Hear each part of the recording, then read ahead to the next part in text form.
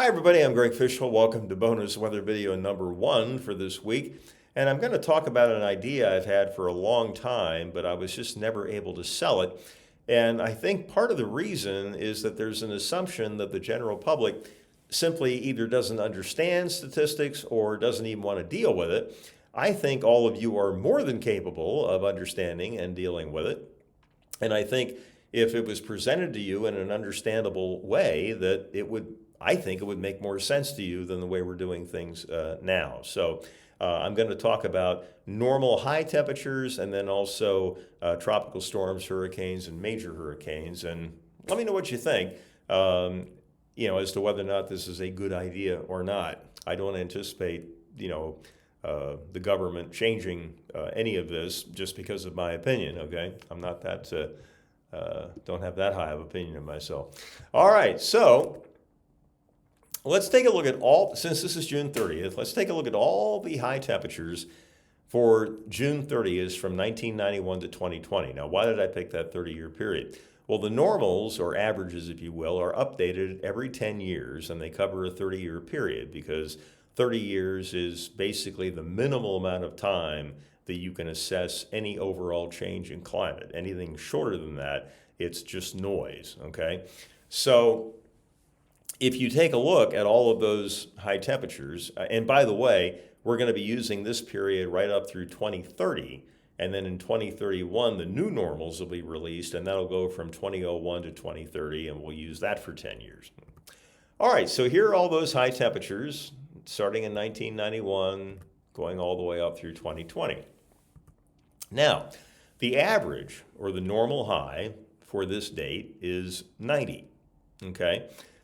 How many times in there, let's count them. I didn't actually, this is a thought I'm having impromptu here, but let's see how many times we actually hit 90 on the button. 1, 2. 2 out of 30 years, okay? Now, there is a statistical tool called the standard deviation, okay? It's a fancy word that basically tells you how much of a range there is in the data. If there's a huge range from the min to the max, then the standard deviation is going to be high. If all the data is clustered close together, then it's going to be low. And plus or minus, the mean plus or minus 1 standard deviation represents about 68% of the data. So if you look at that, 68% of the time during that 30-year period, the high was between 85 and 95. And then we've talked about bell curves, like that middle 50%, the 25th to the 75th percentile. 50% of the time, it's going to be between 86 and 93.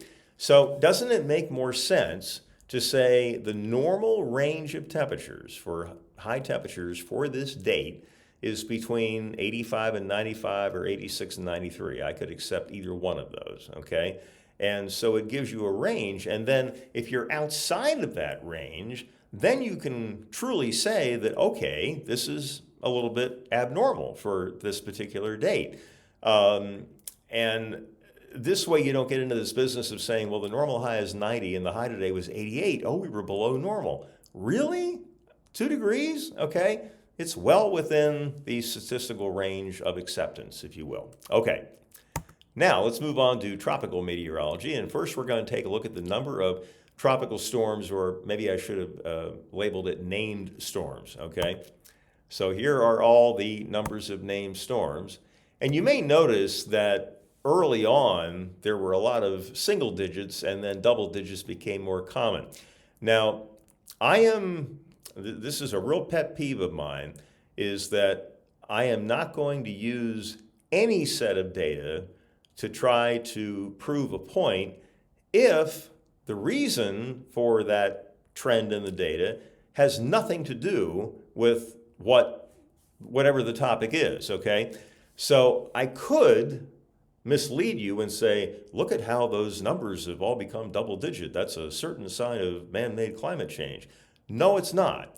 What's going on here is that the ability, based on satellites primarily, is much, much better now than it's ever been to be able to detect little circulations, weak tropical storms, okay? So we're able to assign that label to more and more systems now than we used to be able to, okay? Now, when it comes to hurricanes and major hurricanes, then, you can't make that argument, all right? But when it comes to named storms, I think you can. All right, so the mean is 14, okay? That's the average number of named storms per year. 68% of the time, plus or minus one standard deviation, is going to be between 9 and 20. That's a pretty big range. I'm not real comfortable with that. But the middle of the bell curve approach, 50% of the time, it's going to be between 10 and 17, and that I can certainly live with. So instead of saying that, yeah, the normal value for a hurricane season is 14, say, hey, anything between 10 and 17 is fair game. And again, if you look at this here, I'm looking for 14s. I see 2, again, 2 out of 30, all right? So the range makes more sense to me. Number of hurricanes for all 30 years, mean is 7, okay? 68% of the time, it's between 4 and 10. Excuse me. Oh my. All right. 50% of the time, between 4 and 9, basically the same thing. So again, I think the range approach here makes more sense. And then finally, the number of major hurricanes for those 30 years, the mean is 3, okay? 68% of the time, it's between 1 and 5, and the middle of the bell curve approach, 50% of the time, between 2 and 5. Again, I could live with either one of those. So again, and you know what, there's another fallacy when it comes to precipitation. So let's say you have a normal 30-year average precipitation for the month of June, and then you divide that by 30, and you get a normal precip value for each day. Well, we all know it doesn't rain every day, okay? In fact, on average, it rains about 1 out of every 3 days if you look at the numbers for an entire year. And so to say that, yeah, we should get 11/100ths of an inch every day, that's poppycock, all right? That doesn't make any sense at all.